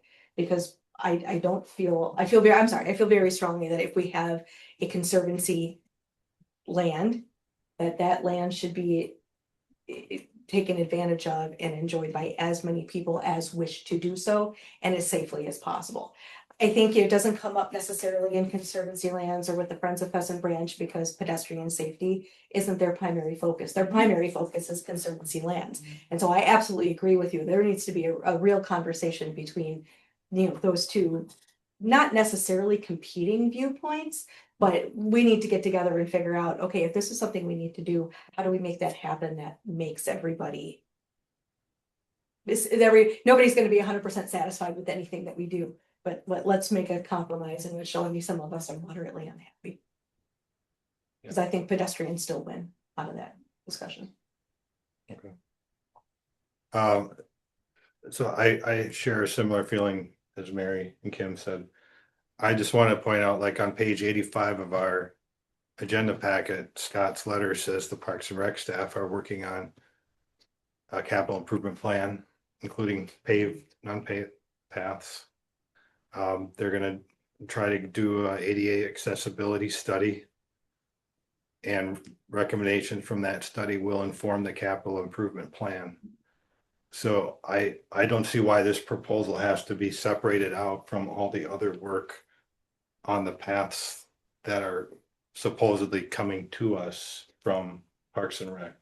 Like I want to see this proposal stacked up against other projects, maintenance or reconstruction or resurfacing. And if it's prioritized, then we will prioritize it. But it will be coming from Parks and Rec and Conservancy lands. And we also have to stack it up against our streets capital improvement budgets. So if it ends up in the same stack with those, then we prioritize it against street improvements. So I wish Pheasant Branch reconstruction was a little bit higher in our list, because I don't think we even have a date for that. It is not in the current 5-year plan. Luke, do you want to chime in a little bit on the design work that happened back in 2002? Yeah, so I looked at that earlier today. There was a design back in 2002 to urbanize the section of Pheasant Branch Road. I'll note that it did not include sidewalks. It did include a 4-foot bike lane on each side. But it also included, I guess from my estimation, over 1,000 feet of retaining walls on either side of the roadway. So I guess I would just point out there's a lot of considerations there when deciding that this should be urban or kept as rural, and whether to add sidewalk or not as well. So we'll have a whole discussion on that eventually on that project. I guess if I had to ask a question to Mark, why is this proposal separated out? Is there an intent to prioritize it and get it into a capital project sooner? Happy to answer that. So I think Mary actually said it very well, or alluded to this. I think it's if this plan remains silent on Pheasant Branch Road, as it currently is, other than a map that shows a medium priority need for a pedestrian accommodation I forget what the map showed. That was a map from our comp plan that shows the sidewalk Yeah. gaps, and then it took the comp plan's guidance on high, medium, and low, Right. and then just mapped out the different levels of that. My concern is after the city has gone through its first ever active transportation plan, and if the plan ends up being silent on this matter, then the argument that Mary used that the Conservancy Lands Plan was silent on this matter continues. In other words, there will be no incentive people will say, well, why would we consider this option to Pheasant Branch Road? It wasn't even mentioned in the active transportation plan. That's the same logic. So obviously, subject area plans like this Conservancy Lands, which focuses on conservancy needs, the active transportation plan, which is the pedestrian bicycle plan, network and transit. I think at a minimum, this ATP needs to identify this glaring need in the community and at least identify the need to resolve this and come up with some sort of solution if we're going to adhere to our complete streets policy, as Alder Madden said. And I think expressing the range of options is an appropriate inclusion in the plan without even if there's a reluctance to identify the options, at least identify what those are. I mean, one of the requested feedbacks is should this concept be included as part of the active transportation plan? And Right. I think what I'm hearing is yeah. Why not? Yeah. And that was my objective All in right. doing this. I guess in the interest of time, do you guys quick comments? One is that it should be in the plan as an option. Because the other option is to redo the road. And in my mind, the road is unsafe as much as it is for pedestrians and bikes as it is for automobiles, deer, turkey, whatever else wants to cross the road. I mean, it's not a safe road to even drive in, let alone bike or pedestrian. So that should be part of the plan as well as an alternative. And to put a note on that, the bike network map has 2 levels of priority for different segments. The priority 1 are that we think are feasible, priority 2 that have significant constraints. What I'm hearing, and just want to understand, would it be appropriate to maybe add Pheasant Branch Road as a tier 2 future route along there, and then in the appendix describe the choice between either expanding Pheasant Branch Road to include bicycle facilities or incorporating this area as a potential corridor? I'll answer that. In my mind, from planning standpoint, I think that's great. But both there's going to be problems with either one, as we discussed in here. But yeah, that makes sense. And then the cost effects, I mean, the road construction was astronomical, if I remember hearing right. And this is not going to be an inexpensive cost either, but it's something that should be considered. Charles? Yeah, so in the interest of time, first, I think that including it in the active transportation plan aids in the cause of transparency, because the original objection to including it was that there might not be enough time for necessary stakeholder consultation prior to its inclusion. The public input meetings have been moved back, so the public will have a full opportunity to weigh in both during the committee meetings and if they choose to, and also during those public input meetings with the draft plan. So I'm viewing this as something that, if circumstances were as they are now, would have been in the active transportation plan that we all just gave comments on. Circumstances are as they are now, so we should include it in the active transportation plan and recommend that, since it would have been in it otherwise. For the budgetary considerations, which we're all talking about, and they're somewhat germane, so I'm going to make a brief comment. Because it's a trail in the Conservancy, but also a public works project, there may be opportunities for grants for funding, but there is also an opportunity for it to be a shared cost on the budgets of those respective city departments, just because of the unique character of it, which would make it less of an unfunded mandate on either department. So that's, I think there are a lot of advantages to including it, regardless of the fact that it should have been in the plan if circumstances had been as they are now. So that's why I support recommending it. Sorry, that was Yeah. not short. Tim, I want to give you a chance to speak on this since you haven't yet. Do you have any comments before we move on? Yeah, no, I think you guys are you're heading down the right path. It just seems inevitable that Pheasant Branch Road needs to be urbanized. As development continues, Red Tail and north of Middleton Hills, it's only going to get worse. You know, it serves as two things. It's a lot of people like to get out of the road recreationally, cycling. That's a big throughway. It's also a big throughway with people trying to get to Wanakee. It's a short, straight way to K with one stop sign. It makes it very, very dangerous. And as development keeps growing, you know, north of Red Tail Ridge, what is that going to look like? And are we just trying to stick a band-aid, you know, on a giant sore? So anyway, my comments. Thank you. Okay. Mary? Yeah, I appreciate everyone's input and I do agree that that road needs to be redone ultimately, but I just want to say that I prefer that it stay outside of the conservancy and the road itself gets redone with the same thought and consideration that High Road has received, to consider that a commuter path in its full earnest way. Yeah, I'm with you on that. Okay. All right, I think we're ready to move on. Thank you. Thank you Mark, for your time. presentation. Appreciate Just it. trying to get the discussion going. Yeah. Thank you. So we're going with number 4, Bruce Company Development Conflict Review. Thank you, Chair. Luke will take this one. Okay.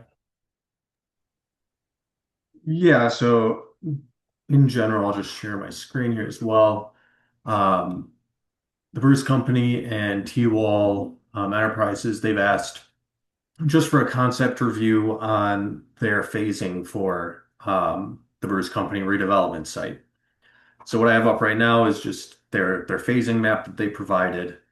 I'll note that where it says road binder course on a couple of these items, it actually means road base course. Regardless, I think that is one of the biggest issues that I see with the phasing concept that they've provided. Overall, I do not have a concern at this time if we allow them to move forward with planning for phasing the roadway in 2 phases like this. However, I think we should make it clear that we want the roadways to be finished, as we do for all other developments.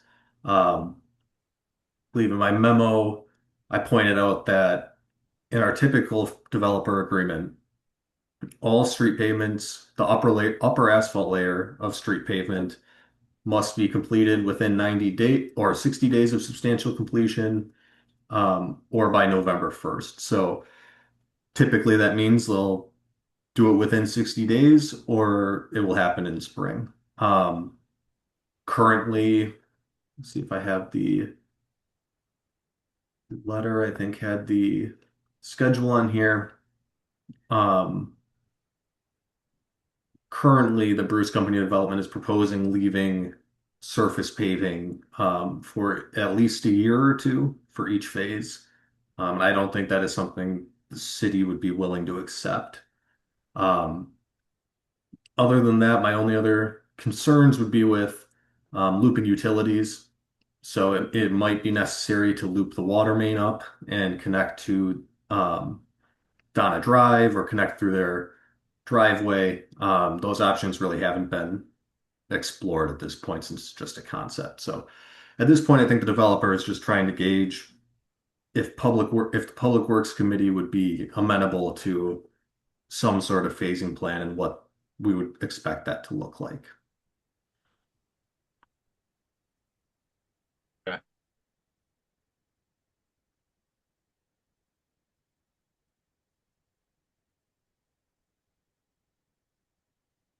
Alder Myers. Yeah, so Don, it's my recollection that we've prioritized looping at all times during construction or if at all possible. yeah, for residential things. And last time that we had the discussion about looping, I think it was just off of Lake Street. Or was it? Or Bishop's Bay. Yeah, We've been discussing looping forever, but yeah, but oh no, it was during the Lake Street reconstruction, and we actually amended the plan significantly to ensure that there would be a water loop Yeah. redundancy at all Right. times. So Right. I'd want us to ensure that early on in the especially here in a heavily urbanized area. yeah.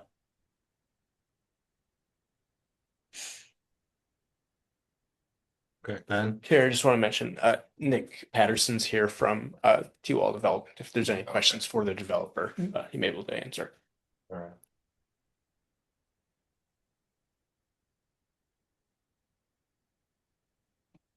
Charles?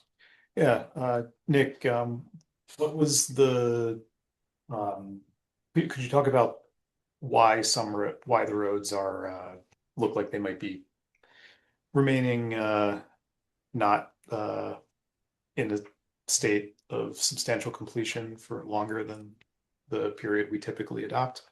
Sure, yeah, it's a good question. So we started this back in 2020, 2021. It's a great plan, but COVID happened. A lot of things have happened over the past 5 years to where costs are up, interest rates are up. None of it's really doing us a favor. So this was an effort to keep the development as affordable as possible by reducing some of the upfront costs. Meaning there's 10 phases here, and if we build any way we can remove some of those upfront costs, we'll be able to spread those costs out to those later phases. So each building can support itself. So that was a measure, and working with city staff to be able to find certain measures to where we can keep this an urban site, higher density, but able to cut some of those upfront costs. Don? Yeah, in that regard, Luke, a question for you. Obviously delaying is for a couple of reasons. One, holds up better. So it might cause added maintenance to the city if there is not the final course put on that asphalt road. Probably make a little plowing differential as well, but if the developer is that a correct statement? I guess that's the first question. Yeah, I guess that's where typically in our developer agreements, the city would not accept the final improvements until they're fully complete. So if the roadway is not fully complete, the city would not end up accepting it. And then the developer would be forced to maintain it himself because you have not accepted it yet. Yes, that's correct. Could that be written into the agreement on our part, on the city's part? I'm sure we could find some language to put in there. Well, we should probably check with legal first, but I mean, you know, if and that would help the developer out. He's taking notes. But is that something you'd be amenable to, that the city would not take over the road until it's complete? Yes, we would. That's been discussed, and that's we do this one of two ways. Complete the road, it would be handed over to the city, and city would maintain immediately following completion, or as we do each phase 1A, 1B, as we finish 1A, do the base course, binder course. Yes, we would maintain that over the year term. Or two, Or two. yeah, or three, depending on how the development goes. Development not always go on schedule. But I mean, that's an issue. It could be an extended period of time, and then there's no enforcement either, I would think, by the city. So the city would have to write into the agreement as well that if there's a problem with that road, you've got to fix it. Sure. Yeah. Luke, can you clarify something in your letter on the number 1? Would staff not be supportive of just a binder layer of asphalt for an extended period of time? So Or is that unsupportive, assuming that it was just aggregate? Yeah, well, definitely if it was just aggregate, we would not support it at all.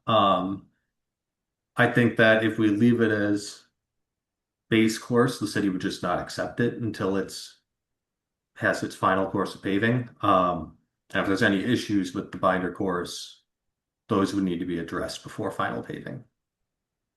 Would there be a deadline, like a limit to how much time could be left before the surface course gets put on? So yeah, in a typical developer agreement, it's that 60 days or by November 1st deadline. That's what we would typically stick to. I think for a we're special case, I think we could, yeah, I think we're talking about a special case here. yeah, They're asking for an extended period of time without. yeah, I think if we're going for an extended period of time, there isn't really a rule of thumb that, after 2 years it would need to be done or anything like that. We would just need to make sure everything is in proper condition before final paving. Okay, I guess my only comment would be, I don't have an issue with a binder layer of asphalt for a year or two on a street that I don't think gets a lot of traffic. That's just my own personal opinion, though. Everybody who lives there is going to be going in and out. Mhm. It's not, Residents, yes, is that residential right there? yes. Okay. Yeah, it's potential. So I mean, Well, Charles, in order to accept it. Charles had his hand up Yes, first. Charles. Oh. go ahead. Sorry, I can wait until after you're done. Well, in order to accept it, obviously Luke would have to be a real wordsmith.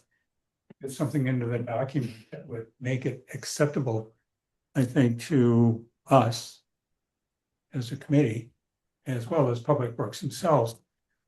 But, it's something he can look at, because at this point, we can't make a final decision on that until we see what it's going, what it can look like. Go ahead. Yeah, so Luke, in terms of not doing the final paving, just having a binder for a year, would that lead to unusual wear underneath the asphalt? So I guess you mean to the road base itself. The road base, yeah. I guess I can't say for certainty either way. But that's something that if we did notice settling in the road binder course, it would probably have to be ripped up and the base would have to be checked. Okay, yeah, sorry, I'm thinking just in the interest of trying to help the developer keep this lower cost. But also protecting the city from that possibility. I'm wondering if potentially some sort of letter of surety or credit for an estimated cost of repair to the base. So I guess I would note that our standard developer agreement would probably cover a lot of these as well. So once substantial completion is achieved, we would have a warranty letter of credit. There's stipulations in the developer agreement for repairs being made and things like that. Okay, yeah, if we're just holding it open for an unusual period of time, I'd want to beef that up a little bit, just because some of the extra wear may present itself later on in more visible ways. So, but I do, in the interest of helping the developer move forward with this, want to make sure that if we don't absolutely need to, then we can move forward just as long as the city's interests are protected fully Wordsmith. on that. Wordsmith. Yeah. I'm in agreement with that. too. Yeah.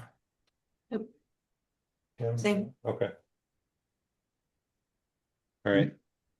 So we're just getting feedback at this point. Yeah. I guess any other comments from committee? Luke, do you have what you need? Or are there other points that you'd want us to touch on?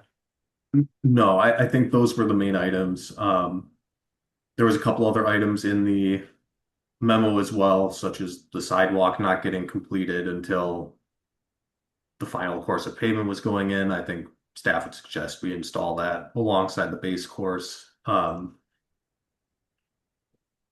think that is the major items. Things being acceptable to emergency services is just a typical step that we take during developments.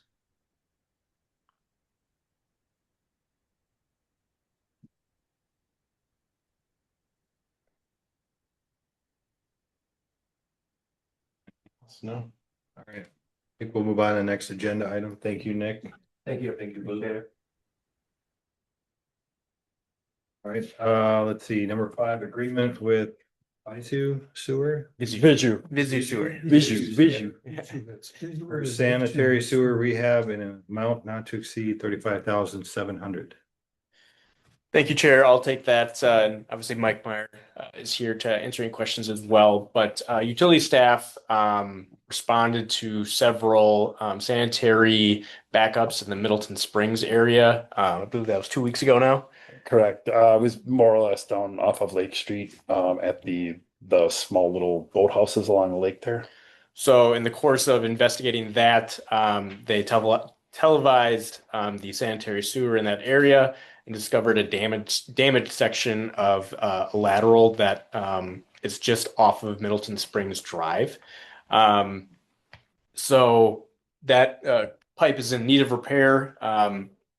Utility staff reached out to Visu Sewer for a quote and for cured in place pipe. So that is described in the memo in your packet, but it's a method of repairing pipe without actually having to excavate or completely replace the pipe. The lifespan for that repair is 50 years. So quite frankly, about the life of what you'd expect a brand new pipe to last. So it's a good cost-effective method of repair. Just speaking from experience in Sun Prairie, in a previous community I worked in, we utilized that type of repair as well. So I think from a staff level, we're supportive of that type of repair. So this is work that we'd look to get done yet this summer, probably as soon as this would be approved, or if approved by this body and others. So, Don? Yeah, I'll make the motion to the Public Works Committee, acting as a board of directors for the water utility, recommend the Finance and Personnel Committee and Common Council approval of the agreement with Visu Sewer LLC for sanitary sewer rehabilitation in the amount not to exceed $35,700. End of motion. That typically is like putting a shunt in your blood vein. Yeah. They go in through the sewer and do it from the inside up. Inflate it. Yep. Yeah. Kind of like a reverse sock with epoxy, like push it in. Kind of rolls itself out. You don't like the blood vessel? I mean, that's not, you're very true. I mean, way bigger, a little bigger, bigger than a sock. I will second the motion for a shunt. Any questions or further discussion? Yeah, just curious, cause? $35,700. No, not cost, cause. Do we know what caused it? Oh, okay. So 2 weeks ago, on-call staff once again called in after hours for a sewer backup. Came in, jetted the line, fixed the sewer backup. Within the week, generally we'll notice gravel, we'll notice some sort of telltale of what we thought would have caused the backup initially. We didn't locate anything at that time, just thought it was, these things happen, and that line has been an issue for us historically. It's very flat as it comes out of basically the back of Ace Hardware and Subway and works its way over to the Baskerville lift station. We received another call within the week that another backup had occurred, same location, which is an instant red flag that there is something more going on here. That is when we preserved the televising trailer that we share with the Wanakee utility, and we started televising the entire main that runs from Baskerville to the dead end behind Subway and Ace. It was then noticed that in that 600 feet directly behind Ace and Subway, there is a main line crack at about the 12 o'clock position, running the entire length of the main for 2 sections, roughly 600 and some odd plus feet. That is allowing sediment and foreign material to kind of fall into the line. It works its way down to basically where it takes a hard 90 to cut over to Baskerville Station. And that's where it's obviously wadding up and collecting and causing a backup. Thank you. Yep.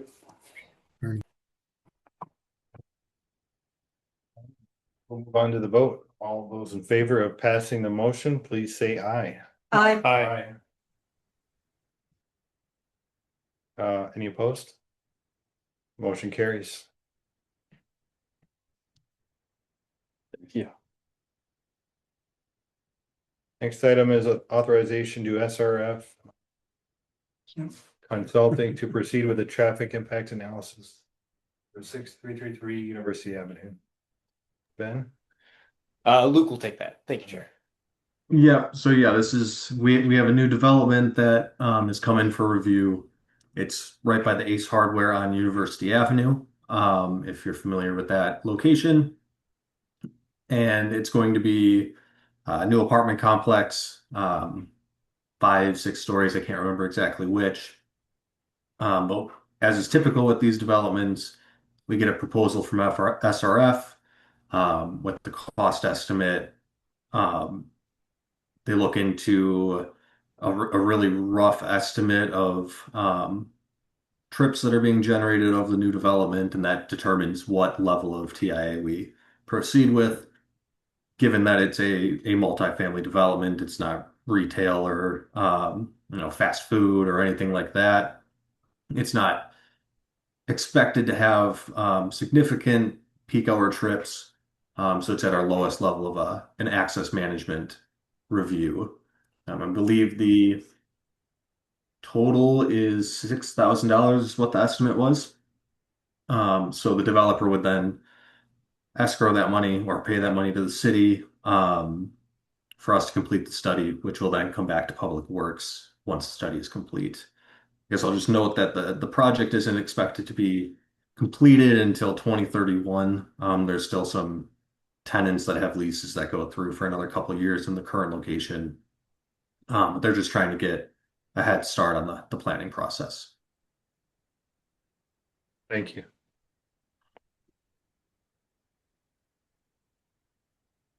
Okay.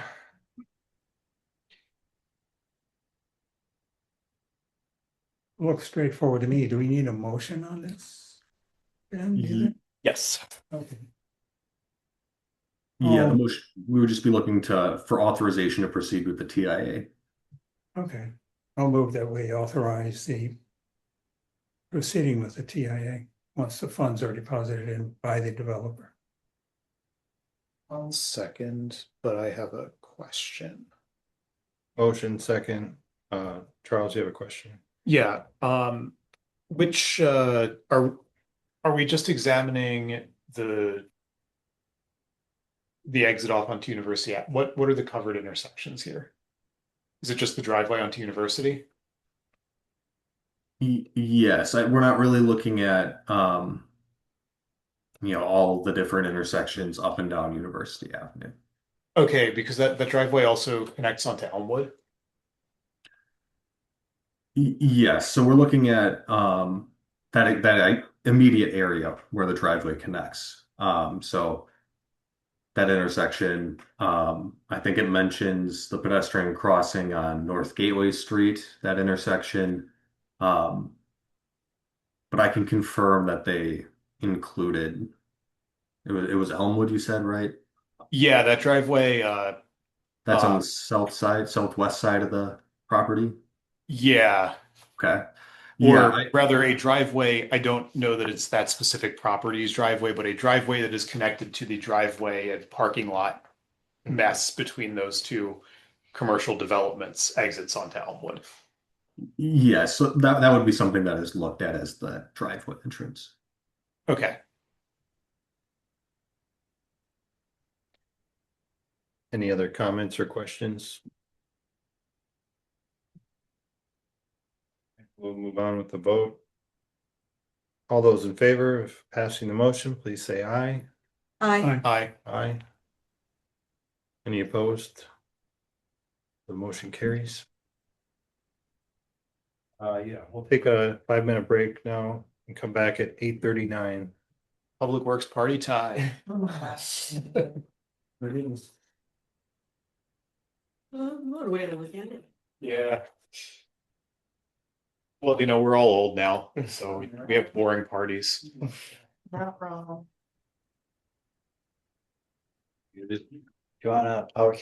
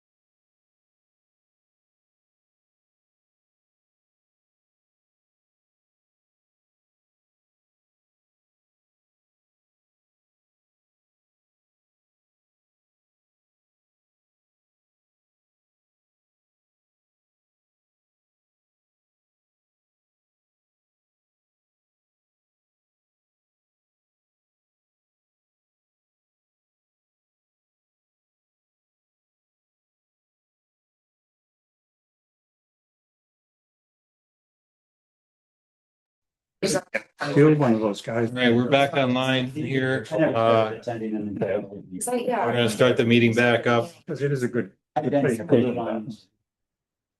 Our next agenda item is number 7. City developer agreement with High Road Development Company, Inc. Yes. Luke. Luke will take this one. Yep. All right. Yeah. So we've had plenty of CDAs, city developer agreements come forward. There isn't anything in the agreement itself that is really outside of what our standard would be for fees, conditions, anything of the sort.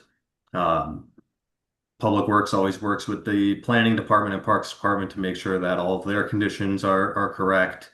But there are a few things that I would like to point out that are unique about this phase, I guess. First of all, I've been trying to get clarification from MMSD on if they would allow the sanitary sewer construction to go through. I'm pretty sure that they would not have an issue with it, but fees would have to be paid separately for those connections when they occur. So that is the reason for having that contingency on these items.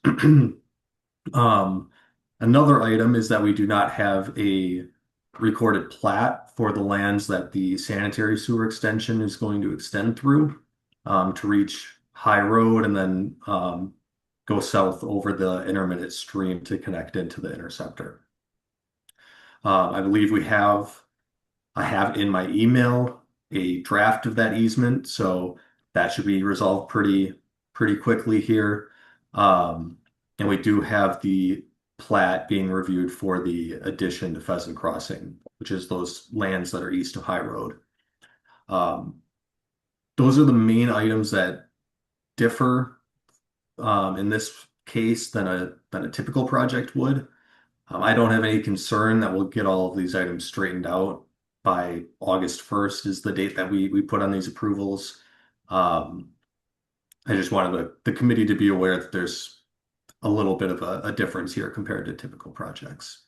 But I'm happy to take any questions, and then Chad from the developer is also online, I see. Okay. Thank you, Luke. Anybody, any questions from the committee on this one? Charles? I'll start. Yeah. And this one is a question for Chad. Chad, is August 1st, 26 enough time for you? Yes, I believe so. When I first looked at it, it looked a little tight, but that is the schedule we got to make, so we'll get it done. Okay, but you're confident you can make that schedule? You don't need another 2 weeks? I'm confident we can make that schedule. Okay. I guess I should qualify that is a little bit MMSD's court, but we have a solid flight plan to get there. Okay, thank you. Yep. Okay. Anything? And then just remind me procedurally when the plat does come back to us for review, right? Once it's finalized by MMSD. So, you're saying the plat for the future phase of Pheasant Crossing? Yeah, and where all those sewer lines are gonna be laid out. Yes, that'll come back Okay. with that project. Okay, great. Thank you.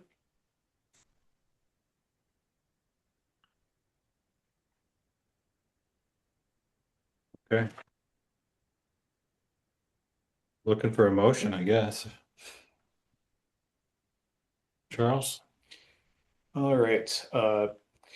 I move that the Public Works Committee recommend to the Finance and Personnel Committee and to Common Council approval of the agreement with a deferred effect date of approval upon completion of the contingencies listed in the description in our agenda, and that if the above items are not completed by August 1st, 26th, then the approval is void. I will second. All right, we have a motion and a second. Any other questions or discussion? All right, all those in favor of approving the motion, please say aye. Aye. Aye. Any opposed? The motion carries. Motion passes.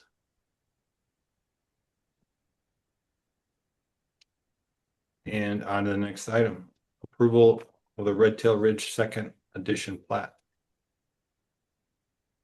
Still the Luke show. All right. Yep, I guess I don't really have much else to add here. It's the plat for this phase of development, and it includes future phases as well, I believe. The contingencies are all kind of circular on these. They're all contingent upon each other, which are then contingent upon other items as well.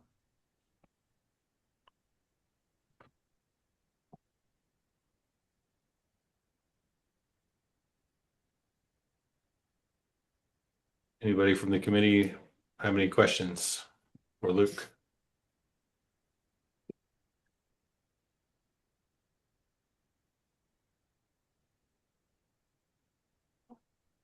Not seeing any. All right. So we are looking for a motion for our committee to recommend, I'll make the motion. Recommend common council approve of the Red Tail Ridge Second Edition plat with a deferred effective date of approval upon completion of the two listed items. And if that the above items are not completed by August 1st, 2026, then the approval is void. Madden, I'll second.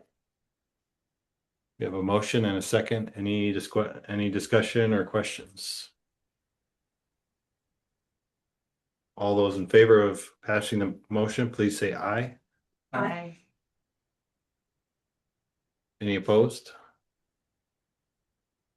Motion passes. And next item is approval of Red Tail Ridge Phase 3 plans. Yep. So one of the contingencies on here is city satisfaction with completion of any minor changes. Right now that the city does not have any comments left on these plans, but depending on approvals from MMSD or other minor things that may pop up, that's just a standard condition we have at this point.